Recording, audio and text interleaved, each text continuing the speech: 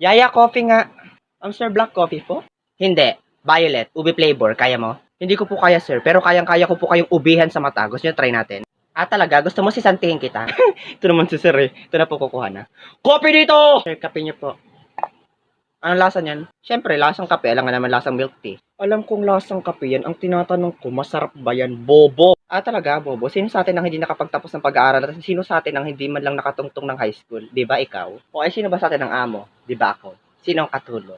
Di ba ikaw? O para saan pa yung pag-aaral mo? Sus! Kaya lang naman naging mayaman dahil mayaman yung pamilya. Bobo naman. Tapos kurakot pa sa kumpanya. Tapos kuripot. Yaya, naririnig kita. Buti naman. Lumayas ka sa harapan ko, baka mapatay kita. Okay. O, ba't nandito ka pa? Sabi niyo po lumayas sa harapan. Nandito na po ako sa gilid niyo.